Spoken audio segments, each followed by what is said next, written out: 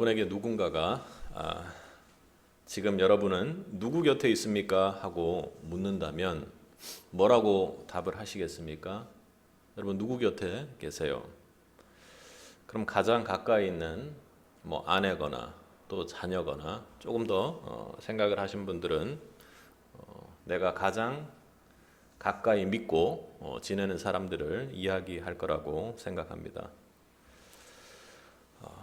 그런데 영적으로 생각했을 때 여러분이 가장 가까이 있는 존재는 누구입니까? 라고 이렇게 이야기를 하면 성도 인생에서 가장 중요한 존재인 예수라고 이렇게 고백하지 않겠습니까? 그리고 영적으로 생각해 보면 내가 그 안에 예수께서 우리 안에 계시기에 우리는 그를 가장 가까운 사람이라고 이야기할 것입니다. 그것이 우리에게 고백되는 말이고 또 우리의 생각일진데, 그런데 여러분이 예수가 가장 가깝다고 이렇게 얘기한 상태에서 누군가 여러분에게 여러분은 무리입니까? 아니면 여러분은 제자입니까? 하고 물었을 때 여러분의 마음은 어떤가요? 조금 무거워지거나 그리고 좀 무거운 상태로 한 3초 정도 지나고 나면 그치 나는 제자지 하고 이렇게 지나가 버린 질문은 아닌지요? 여러분은 제자가 맞습니까? 오늘 본문에 앞선 3장 7절과 9절을 여러분 눈을 한번 보시면 예수께서 제자들과 함께 바다로 물러가시니 갈릴리에서 큰 무리가 좇으며, 제자와 무리가 이렇게 구분되어 말씀을 기록하고 있습니다.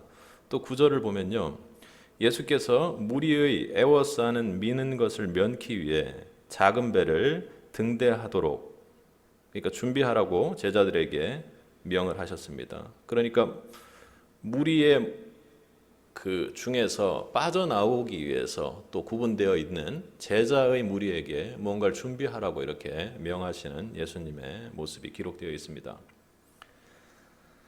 제자들은 어때요? 예수님과 움직이는 방향이 같습니다. 함께 하고 있죠. 그런데 무리들은 어때요? 7절에서는 뒤따라오는 사람들이거나 혹은 예수님께서 무리의 움직임을 면하려고 제자들과 함께 움직이거나 제자들에게 무언가를 준비하라고 하는 거 보면 무리의 방향은 예수님의 움직임에 후발적이거나 전혀 다른 방향일 수 있지만, 가까이 있을지라도 다른 방향일 수 있지만 제자들은 함께한 무리라는 것입니다. 여러분 여전히 제자와 무리의 구분된 모습을 보고도 앞선 제자입니까? 무리입니까? 라는 질문이 신앙생활을 하며 워낙 많이 들었고 여지껏 내가 가끔씩은 결론 내렸던 것이기에 그래 난 역시 제자였어 하며 지금 오늘 본문의 말씀을 듣는 중에도 조금 흔들리기 시작했는데 여전히 제자라고 생각하고 있을 것입니다. 그리고 그 당연한 결과를 왜 묻냐고 할 수도 있을 것입니다. 그렇게 계속해서 지금처럼 이야기를 하면 여러분 머릿속 생각은 내가 제자인가 하고를 생각하면서 여러분의 영적 관성에 의해 나는 교회를 열심히 나오고 지금도 주일 예배를 전심으로 드리고 있으며 때론 금식 기도를 하고 그리고 어떤 책보다도 성경책을 많이 읽으며 나는 예수를 통해 변화된 간증이 있고 또 그리고 치유의 기적을 경험했고 나는 아무래도 가요보다는 찬송가를 훨씬 더 즐기고 좋아하는 사람이라는 생각을 하게 될 수도 있습니다. 여러분 제자입니까? 무리입니까? 라는 질문, 그 질문은 이런 것들을 여러분에게 묻고 있는 것이 아닙니다. 자신이 제자라고 자신을 확신하면서도 제자입니까? 라는 질문에 이와 같은 생각들이 여러분의 영을, 머릿속을 돌아다니게 된다면 나는 지금 제자의 진정한 의미를 알지 못한다는 것입니다.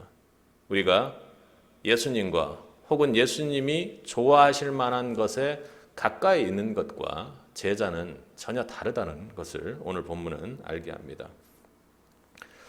성도의 삶에서 가장 섬뜩하고 생각하기 싫은 것, 그리고 또 제자라고 자칭하는 사람의 입장에서 봤을 때 가장 섬뜩하고 생각하기 싫은 것은 마태복음 7장의 말씀처럼 우리가 주의 이름으로 선지자 노릇도 하고 주의 이름으로, 그러니까 제자로서 영적 권능도 행했는데 예수님께서 어느 날 내가 너희에게 밝히 말하되 내가 너희를 도무지 알지 못하니 불법을 행하는 자들아 떠나라, 이렇게 하는 상상을 여러분 가끔씩 하셨을지도 모르겠습니다. 나는 너를 모른다. 나는 자칭 제자의 삶을 살았는데 예수님께서는 우리에게 어떻게 해요? 나는 너를 모른다 하는 그 상상 말입니다. 우리는 오늘 본문을 통해 예수님의 참된 제자가 누구인지를 함께 살펴보려고 합니다. 우리 제자로서의 삶이 우리가 자칭 제자로라고 그렇게 생각하고 있었던 그 삶이 오늘 예배를 통해 이 말씀 앞에, 주님 앞에 밝히 드러나는 은혜가 있기를 간절히 소원합니다. 먼저 첫 번째로 살펴볼 것은 예수님의 제자란 누구인가 하는 것입니다. 아까보다 더욱더 질문을 더 좁혀가면, 만약 누군가 묻는 것이 아니라 예수님이 여러분이 홀로 즐기는 휴식 시간에, 그리고 가정에서 전적으로 여러분만을 위한 아주 독립된 공간에서 시간을 보내고 있을 때, 기도의 시간 말고 그렇게 하고 있을 때 여러분의 삶의 한가운데, 지극히 개인적인 삶의 한가운데 예수님께서 홀로 오셔서 여러분 옆에서 묻고 있습니다. 너는 나의 제자가 맞느냐? 그러니까 여러분들이 테이블에 앉아 책을 읽거나 혼자 정말로 아무도 없는 곳에서 예수님이 직접 나타나서 그렇게 묻는다면 어떻겠습니까? 오늘 예배를 하기 위해 여기 계신 분들이 각자의 차를 타고 오셨을 줄 아는데, 만약 오늘 예배를 드리러 오는 그 차의 공간 보조석에 예수님께서 앉아서 너 어디 가니? 너는 내 제자가 맞느냐 하고 그렇게 물으신다면 여러분은 어떻게 대답하겠습니까? 저는 제자예요 하고 했던 그런 확신들이 조금 아래로 내려가면서 눈빛이 흔들리지 않을까요? 먼저는 마음속에 아까 나는 무엇을 하지 하고 머릿속에서 생각했던 것 말고 예수님께서 나를 진짜로 제자라고 생각하실까 하는 어떤 그런 겸손과 겸허한 마음으로 여러분 우리 마음이 급히 바뀌지 않을까 그렇게 생각을 해봅니다. 그때 그 마음으로 오늘 여러분 말씀을 들을 수 있기를 축복합니다. 우리 13절을 함께 읽어보겠습니다. 함께 읽겠습니다. 또 산에 오르사 자기의 원하는 자들을 부르시니 나온지라. 오늘 본문에서 제자를 잘 정의해 보면 어떻겠습니까? 부르시니 나온지라 라는 말씀이 보입니다. 예수님의 부르심에 순종해서 나온 자들이 제자라고 그렇게 오늘 본문은 이야기를 하지요. 예수의 부르심에 대해 제자들은 어떤 주저함도 없이 즉각적으로 수용을 했습니다. 순응하였죠. 이제 예수의 제자들은 자기의 모든 관심과 소망을 접어두고 오직 예수의 삶과 뜻을 절대 헌신하고 따르기로 하는 그 길에 들어서게 된 것입니다. 그런데 여러분, 오늘 제자를 세우실 때 우리가 놓칠 수 있는 가장 중요한 것은 무엇입니까? 오늘 본문에서 누구를 세우셨어요? 자기의 원하는 자들. 그러니까 예수께서는 사람들의 외적 조건이나 그리고 그들의 열정적인 자원의사, 제가 주님을 따르겠습니다 하고 막 열렬하게 달려드는 그런 의사에 따라서 당신의 12제자를 선택했던 것이 아니었습니다. 오직 당신의 권위와 뜻과 그리고 하나님의 그 놀라우신 그 섭리와 뜻을 따르는 그 관점에서 주님께서 결정하시고 계획하셔서 그들을 선택하여 부르신 것입니다. 그러니까 가까이 있는 자가 아니라 주님의 원하시는 부르심에 반응하여 원하는 대로 나오는 자를 제자로 주님께서 삼으셨다라는 것입니다. 물론 하나님의 주권적인 소명에는 인간의 절대적이고 즉각적인 동의가 요청되기는 합니다. 그러나 누군가 나는 주님의 제자입니다라고 고백하는 것이 진정한 참 고백이 되려면 그 제자됨의 주권이 바로 예수님께 있다라는 것을 신앙적으로 고백하는 것이 나는 제자입니다라고 하는 고백이라는 것입니다. 여러분에게 이와 같은 고백이 있습니까? 그렇다면 여러분은 오늘 본문 13절을 읽고 나서 주님이 원하시는 제자가 맞는지를 여러분 돌아보시기를 바랍니다. 주님이 원하시는 제자는 주님이 부르시고 주님이 원하시는 대로 그 부르심에 입각해서 그 부르심에 순응한 자들을 말하는 것입니다.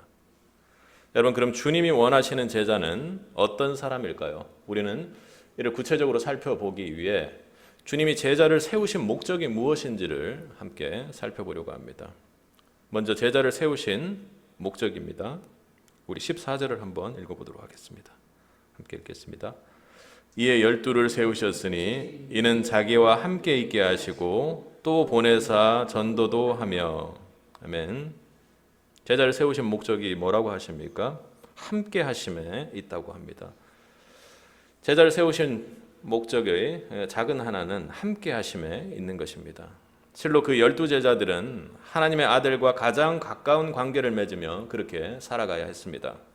즉 그들은 예수와 함께 살고 그와 대화하며 그에게 모든 것을 배웠습니다. 참 생각만 해도 부럽습니다. 예수님의 대화를 한 번만 듣기만 하면 우리의 마음과 우리의 입이 완전히 바뀔 거라는 그런 꿈을 꿔봅니다. 마가복음을 보면 예수님께서는 대부분의 시간을 그의 제자들을 훈련시키는 데 할애하셨다라는 것을 아주 분량상으로 보면 잘 드러내고 있습니다. 그렇다면 주님은 제자들이 어떤 각오로 주님과 함께 하기를 바라셨을까요? 그러니까 주님과 함께 하기에 나아올 때 우리 편에서 필요한 것이 무엇인지를 주님께서 구체적으로 말씀해 주시는 부분이 있습니다.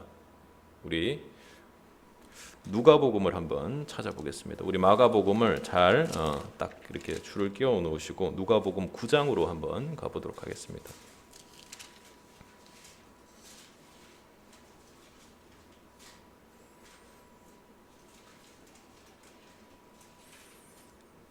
누가복음 9장 23절이네. 23절을 함께 읽어보도록 하겠습니다.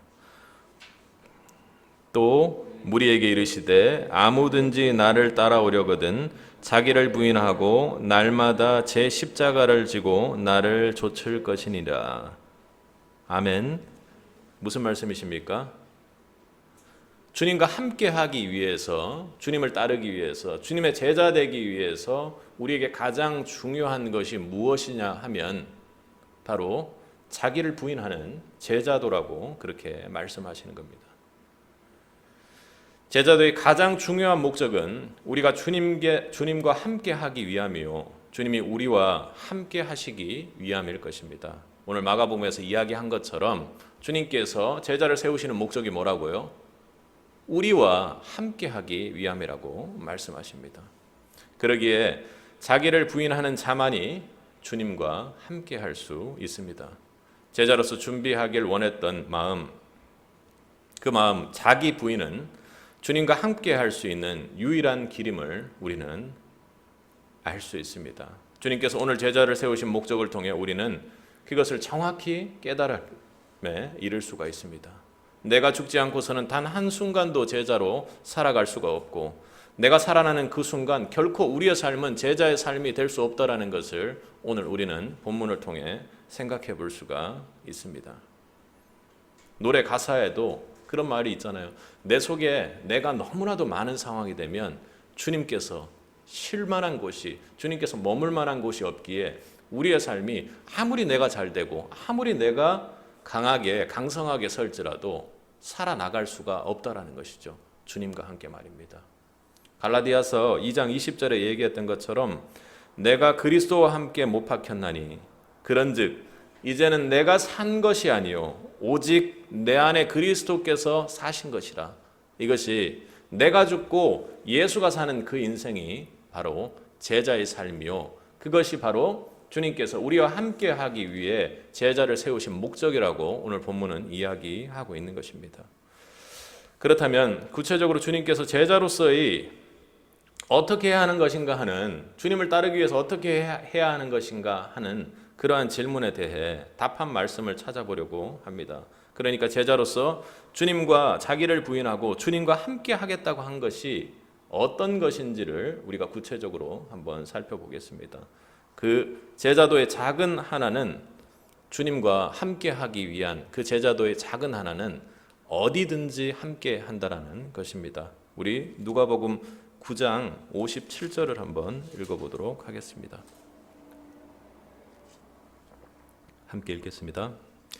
길 가실 때 혹이 여짜오되 어디로 가시든지 저는 좋으리이다. 누가복음 9장 57절에 혹이 이렇게 질문했다고 하죠. 똑같은 내용을 다룬 마태복음에서는 한 서기관이 그렇게 질문했다고 이야기를 하는 것입니다. 그러니까 주님과 함께 따르겠다고 열정적으로 오면서 뭔가 해보기 위해서 주님께 그렇게 질문을 한 것이겠죠. 주님께서 어떻게 질문을 했습니까? 길 가실 때 어떤 사람이 여짜오되 어디로 가시든지 나는 따르리이다 이렇게 이야기합니다. 주님이 어디를 가든지 그게 뭔지는 모르지만 나는 무조건 주님 가는 곳을 따라가겠습니다 하고 이렇게 이야기를 합니다.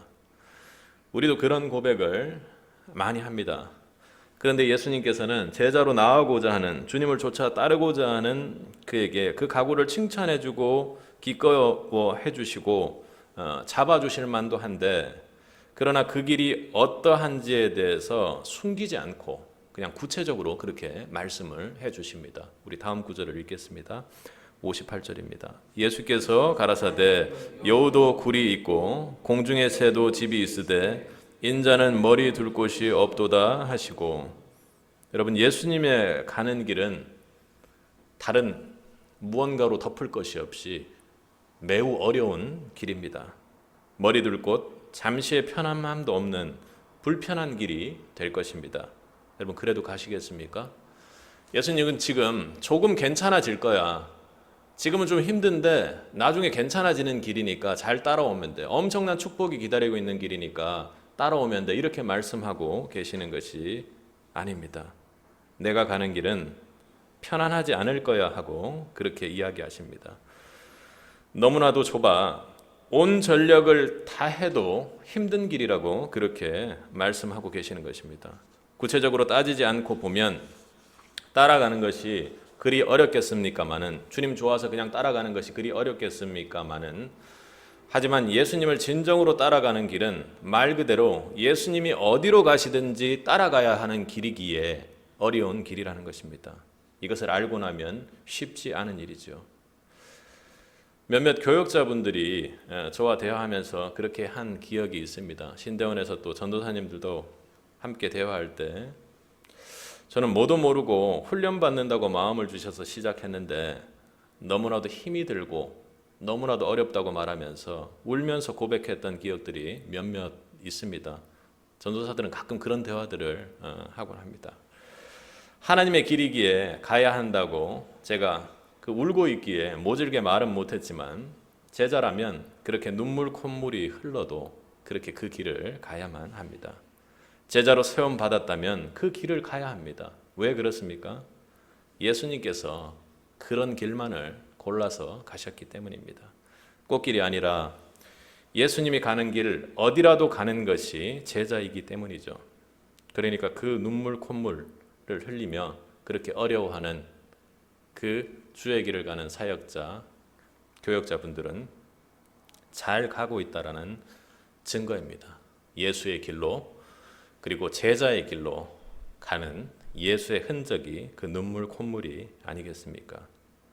여러분에게 좋은 자리를 마다하고 어려운 아이들이 있는 곳, 그리고 또 자기 동네의 바깥, 그리고 예전의 고향, 그리고 더 나아가서는 또 베트남, 일본, 태국, 아프리카, 그리고는 편한 모교회를 두고 다른 곳으로 그렇게 가라 하면 그렇게 가는 것이 제자입니다.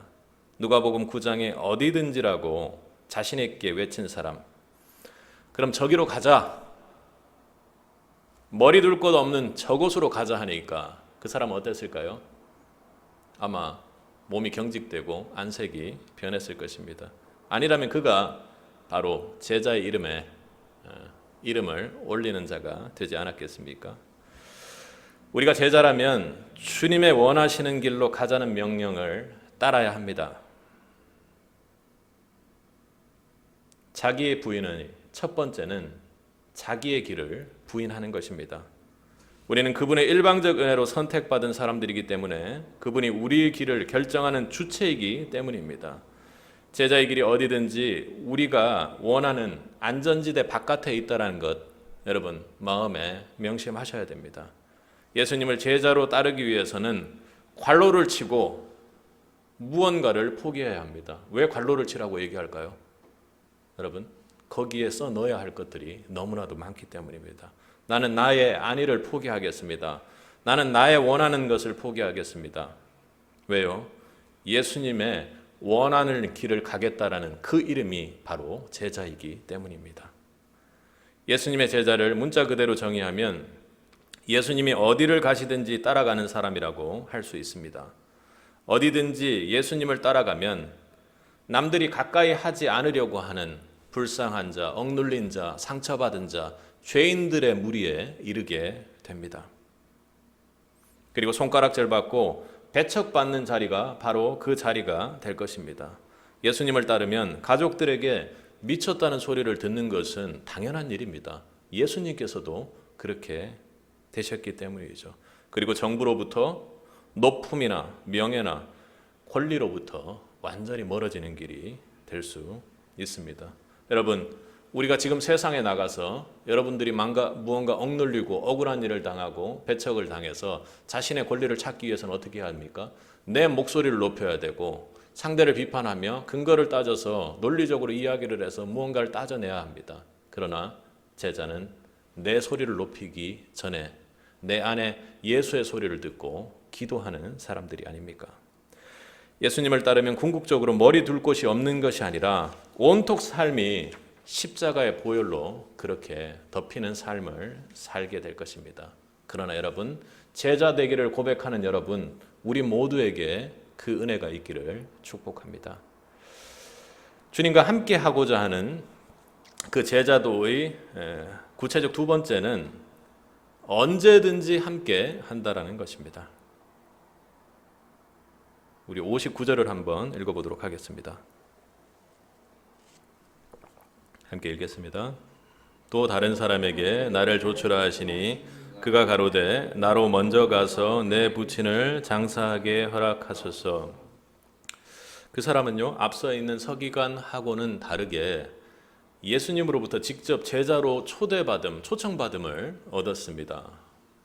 그런데 그가 하는 답이 무엇입니까? 나로 먼저 아버지의 장례를 치르게 해달라고 말합니다.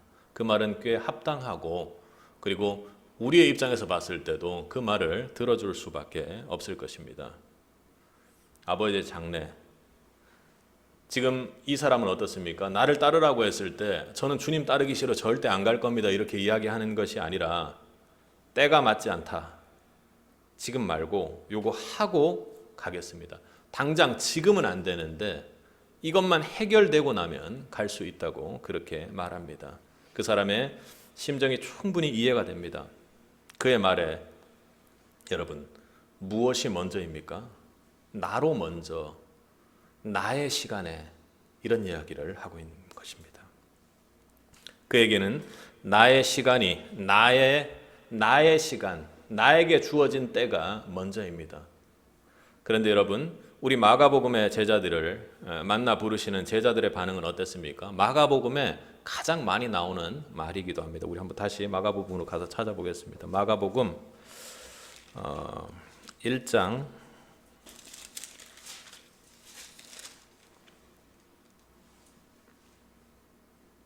17절과 18절을 함께 읽겠습니다. 예수께서 가라사대 나를 따라오너라 내가 너희로 사람을 낚는 어부가 되게 하리라 하시니 곧 그 그물을 버려두고 쫓으니라. 시몬과 안드레에게 예수님께서 제자로 초청하시는 모습입니다. 그런데 그들이 어떻게 반응해요?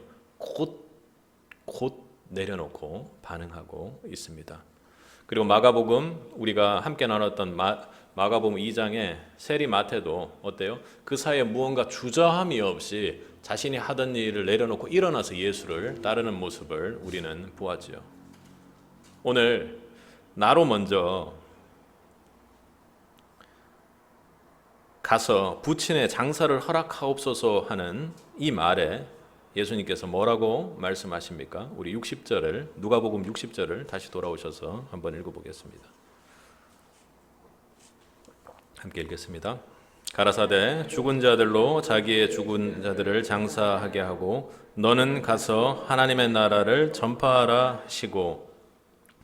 지금 60절 본문에는 나타나 있진 않지만 예수님께서 하고자 했던 가장 중요한 말이 빠진 것인데, 바꿔 말하면 예수님은 죽은 장사는 세상 사람들에게 맡기고 지금 당장 곧 하나님의 나라를 전하는 일에 제자의 사명을 감당하라고 지금 말씀하고 있는 것 아닙니까? 그냥 따르라고 힘껏 외치십니다. 아 그래 그건 해야지 하고 이렇게 이해하고 말씀해 주시는 것이 아니라, 제자의 길이라는 것이, 제자의 도라는 것이 언제든지 나와 함께 하는 것이라는 것을 지금 강조하고 계시는 것입니다. 왜 그렇습니까? 왜요? 내일이면 잃어버릴 것이 분명하기 때문입니다. 여러분, 오늘 하지 못할 것을 내일 하겠다고 말하는 것이 얼마나 거짓말인지 여러분 알 것입니다. 예수님을 당장 따르지 않고 내일로 미루면 이만저만한 손해가 아닙니다. 그 중에서 가장 큰 손해는 오늘과 내일 사이에 내가 주님이 원하시는 대로 제자로 나올 수 있는 부르심을 잃어버리는 것입니다. 사단이 그 오늘과 내일 사이를 절대로 가만히 두지 않습니다. 미룰수록 예수님을 우리는 따를 수 없는 것입니다. 제자는 어제 주님의 부르심을 이제 응답하는 자가 아니라 오늘 부르심에 즉각적으로 곧 반응하는 자가 바로 제자입니다. 여러분이 참으로 주님이 원하시는 제자라면 주님이 부르시는 지금 주님과 함께하는 자여야 합니다. 내가 원하는 때가 있을지도 모르지만 제자는 주님이 원하는 때를 따르는 자입니다. 내가 원하는 때, 주님 조금만 기다려 주십시오, 이것만 마무리하고 가겠습니다 하고 그렇게 얘기합니다. 그러나 여러분, 내가 지금을 누릴 수 없다면, 여러분 지금 제자가 될 수 없다면 영원히 될 수 없다라는 것 여러분 꼭 명심하시기 바랍니다. 예수님은 여러분의 시간에 과거와 현재와 미래를 관통하시는 분입니다. 그분이 지금의 때를 모르기에 지금 여러분에게 제자로 부르시는 것은 아니라는 것 여러분 꼭 기억하십시오. 여러분, 지금이라고 말씀하시는 주님의 음성에 실제로 반응하는 제자입니까? 그 반응의 축복, 주님이 원하시는 때에 반응하는 그 제자로서의 축복이 있기를 주님의 이름으로 간절히 소원합니다. 세 번째로, 주님의 함께 하고자 하는 그 제자를 부르신 목적에 우리 편에서 준비할 제자도의 작은 세 번째는 무엇이든지 함께 한다라는 것입니다. 제자도의 가장 중요한 것 중에 하나는 무엇보다도가 아니라 무엇이든지 함께 한다라는 것으로 여러분 꼭 기억하시기 바랍니다. 그러니까 많은 것 중에 주님을 가장 우선순위에 두는 것이 아니라 주님이 그 제자의 모든 것이 되어야 한다고 이야기하는 것입니다. 우리 61절을 함께 읽어보도록 하겠습니다. 함께 읽겠습니다. 또 다른 사람이 가로되 주여 내가 주를 쫓겠나이다마는 나로 먼저 내 가족을 작별케 허락하소서. 무엇이든지 드리는 것이 제자입니다. 전부를 드리지 않으면 드리지 않는 것이죠. 그러기에 무엇이든지 드리지 않는 사람은 주님께서 원하는 제자의 모습이 아니라고 오늘 본문은 이야기하고 있습니다. 제자의 부르심 앞에 가려진 무언가가 있다면 그것만은 절대로 드릴 수 없는 것이 오늘 본문에 나오는 사람이 있었습니다. 그게 무엇이었습니까? 바로 가족이었습니다. 이에 대해 예수님께서 뭐라고 말씀하시나요? 62절입니다. 예수께서 이르시되 손에 쟁기를 잡고 뒤를 돌아보는 자는 하나님의 나라에 합당치 아니하니라 하시니라. 여러분, 하나님 나라에 합당치 않다고 그렇게 주님께서는 강력하게 이야기를 하고 계십니다. 만약에 우리가 어떤 일을 하는데 가족과 작별의 시간을 좀 가졌으면 좋겠습니다 하면 그렇게 하세요 하지, 주님처럼 이렇게는 하지 않을 것입니다. 그런데 예수님께서는 제자의 도가 무엇인지를 선명하게 그렇게 이야기하고 있는 것입니다. 예수님은 자신이 가장 소중한 것이라고 말하는 것을 남기는 사람은 제자의 길에 합당치 않다고 말하는 것입니다. 내가 가장 소중한 것, 그것을 제자의 길에서 남기고 떠나는 사람을 말하는 것이죠. 조금의 연민과 조금의 감정도 없습니다.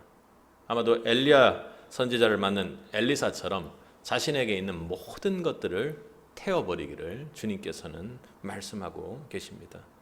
주님이 원하여 부르시는 제자는 예수님 그분을 모든 것, 최우선을 삼는 것을 넘어 유일한 우선으로 삼는 사람이어야만 합니다. 예수님은 우리의 사랑을 누구와도 나누기를 원치 않으시죠. 그분이 제자에게 원하시는 것은 절대적인 사랑이고, 그리고 부분적인 사랑이 아니라, 무엇과 비교되는 사랑이 아니라 온전한 사랑임을 여러분 명심하시기 바랍니다. 예수님을 따르되 전부 따를 생각은 없다. 내가 전부 걸 마음은 없습니다. 예수님 말고 관심을 끄는 것이 저에게는 여전히 있습니다. 이걸 통해서 무언가를 할 수 있지 않을까요? 라고 예수님께 설득하는 것은 제자의 삶이 아니라고 이야기하는 것입니다. 다 좋은데 나는 꼭 돈의 축복은 받아야 되겠습니다. 이것을 주님께서 그 부자 청년에게 이야기했을 때 청년은 해결하지 못했었죠. 여러분, 회사보다 그분에게 예수님께 더 투자하라는 말, 그리고 내가 하는 공부보다 예수님께 더 투자하라는 말은 여러분 많이 들었을 것입니다. 여러분의 투자는 그렇게 예수님께 하는 투자는, 제자가 예수님께 해야 되는 투자는 그렇게 나누어서 더 많이 하는 투자가 아니라 오로지 온전하게 주님께 모든 것을 드리는 투자가 되어야 합니다. 온전하게 모든 것을 드리는 사랑이 되어야 한다는 것이죠. 주님 앞에 정말로 주님과 진정으로 함께하는 그 목적의 제자도를 우리가 마음속에 새기고 해나가기 위해서는 뒤죽박죽 무언가 정리되지 않은 삶을 정리하고 주님 앞으로 나아가야 한다는 그런 말을 하지 말아야 합니다. 예수님께서 오늘 본문을 통해 말씀하시는 것은 있는 그대로 현재 위치에서 뒤돌아보지 말고 일단 나에게 오라고 주님께서 초청하고 계시는 것이죠. 여러분, 잃을 수 없는 것을 얻기 위해 지킬 수 없는 것을 내어주는 사람, 그 사람 결코 바보가 아닙니다. 세상에서는 그 사람을 향해 손가락질하고 바보라고 이야기할 수 있겠지만 잃을 수 없는 것을 위해 내가 이 땅에서 겨우 지킨다고 바둥바둥하면서 지킬 수도 없는 것을 쥐고 있는 것들을 내려놓는 그 자는 바보스러운 것이 아니라 주님께서 지금 원하고 계신 참된 제자라고 오늘 본문을 통해 구체적으로 이야기하는 것이죠. 여러분, 그것이 바로 참된 제자의 삶입니다. 예수님께서는 잃을 수 없는 널 위해 내가 내 목숨 전부를 내려놓으러 이 길을 간다고 지금 말씀하고 계시는 것입니다. 이 길, 그 길로 가려는 제자된 여러분 전부를 내려놓고 주님께서 따라오라고 강권하고 계시는 것입니다. 이것이 우리에게 주님의 축복으로 임할 때 여러분이 진정한 제자라는 고백이 나올 것입니다. 여러분 모두에게 예수님이 걷는 모든 길에, 그리고 모든 시간에, 모든 것에 함께하는 제자로서의 축복이 있기를 주님의 이름으로 간절히 소원합니다. 여러분, 제자도, 여러분 주님께서 제자를 왜 세우셨다고요? 함께하기 위해 세우셨다고 말씀하셨습니다. 그런데 그 제자도의 훈련에만 예수님과 함께함은 머무른 것이 아니었습니다. 그들이 주님과 함께하는 것에만 머무르는 것이 아니라 우리 마가복음 2장을 보면, 마가복음 3장 14절 하반절을 보면 어떻게 해요? 함께 있게 하시고 또 보내사 전도도 하며, 15절을 보면 귀신을 내어 쫓는 권세도 있게 하려 하심이로라, 이렇게 말씀하시는 것입니다. 제자의 삶을 어떻게 해요?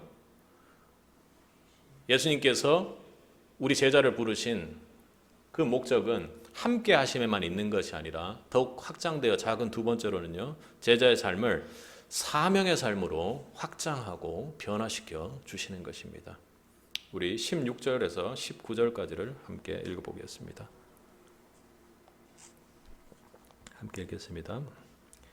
이 12를 세우셨으니 시몬에게는 베드로란 이름을 더하였고 또 세베대의 아들 야고보와 야고보의 형제 요한이니 이 둘에게는 보아너게 곧 우레의 아들이란 이름을 더하셨으며 안드레와 빌립과 바돌로메와 마테와 도마와 알페오의 아들 야고보와 및 다데오와 가나안인 시몬이며 또 가롯 유다니 이는 예수를 판자라라. 예수님 당신은 당신의 제자들로 선택하신 12명의 사람들이 교회 역사에 지대한 공헌을 하고 복음의 밑거름이 되는 그런 삶을 살아가도록 그들의 삶을 바꾸어 주셨습니다. 그들 가운데 4명은 어부였고 베드로, 안드레, 세베대의 아들 야고보와 야고보의 형제 요한이 그랬죠. 또 한 명은 사람들의 미움을 받던 세리 마태였고 또 한 사람은 가나안인 시몬으로 과격한 독립운동을 벌였던 열심당원이었던 한 사람입니다. 12제자들은 모두 평범하고 각양의 직업들을 가지고 있었던 사람입니다. 그들 가운데서는 예수님의 말씀을 잘 전하는 설교가도 없었고 또 성경에 관한 전문가들은 없었습니다. 그러나 예수께서는 그들을 먼저 제자로 세우셨습니다. 그들과 함께하며 그들을 그냥 단순히 제자도의 훈련, 제자도의 삶, 그리고 나와 함께하기 위한 데 머무르는 것이 아니라 그들로 하여금 평범했던 그들로 하여금 하나님의 나라를 바라보고 그들이 사명자로 새롭게 태어날 수 있도록 주님께서는 이끌고 가셨던 것이죠. 하나님의 나라, 자신의 삶이 아닌 저 먼 영생의 눈을 열게 하셔서 하늘나라를 바라볼 수 있도록 하셨다라는 것입니다. 그리고 그들로 하여금 주의 교회를 세우고 예수의 복음을 땅끝까지 전하는 사명을 감당할 수 있도록 그렇게 주님께서 하셨기에 오늘 우리가 제자된 자로서의 고백하고 그리고 내가 제자이지 않을까 하고 그리고 마음속에 결단하고 생각하는 자들이 되었던 것입니다. 여러분은 제자라는 말 여러분에게 그리고 저에게도 제자라는 말, 이 말은 참으로 어려운 말이라는 것 잘 압니다. 제자로 나가는 것에 대한 아니라고 이야기할지 모르지만 영적인 어려움이 있는 줄 압니다. 여러분, 그러나 제자는 제자 훈련으로만 되는 것이 아니라는 것 오늘 주님께서 말씀하고 계십니다. 내가 원하시고 나와 함께 하시며 그리고 여러분들을 사명자로 바꾸는 것이 참 제자라고 이야기하는 것입니다. 주님께서 강권적으로 계획하시고 원하시고 함께 하실 때 우리에게도 제자의 삶이 새롭게 열리는 것입니다. 오늘 예수님은 여러분을 다시 한번 참 제자로고 세우기를 원하십니다. 세빛의 참 제자로 다시 세우기를 여러분 원하고 계신다는 것이죠. 오늘 예수님께서 여러분에게 제자로 나를 따를 준비가 되어 있는가를 먼저 물으십니다. 오늘 예배하러 오는 그 차 옆에서 예수님께서 묻고 계셨는데 여러분이 듣지 못했을 수 있습니다. 너희들은 무리인가 제자인가? 지금 주님의 질문에 나는 제자입니다 하고 언제나 대답할 수 있겠습니까? 여러분, 이 질문이 이제 지나가는 질문이고 당연한 질문을 왜 하냐고 반문할 것이 아니라 평생 이 대답을 위해 여러분이 믿음으로 영적 전쟁하고 싸워나가고 주님께 도움을 권한다면 주님께서 여러분을 참으로 위대한 제자로 만들어 주실 것입니다. 그것을 지키기 위해 여러분 그 믿음으로 달려나가시기를 축복합니다. 오늘 제자들이 정말 그 평범함에서 사명자로 세워지고 그리고 복음의 기둥으로 그리고 교회를 세우고 그리고 복음이 땅끝까지 전해지는데 주님과 함께 그 역할을 했던 것처럼 여러분은 주님께서 여러분을 제자로 새롭게 세우시고 그리고 여러분을 통해 많은 제자들이 새롭게 삼아지기를 원하고 계시는 것입니다. 오늘 본문의 제자들을 세우신 주님께서 우리 세빛의 성도들 가운데 오늘 다시금 제자로 여러분을 부르고 계시는 줄 믿습니다. 오늘 본문의 제자들을 세우시고 그들을 사명자로 살게 하신 그 주님의 초월적 권능이 우리 모두에게 강력히 임하는 한 주가 되길 주님의 이름으로 간절히 축복합니다.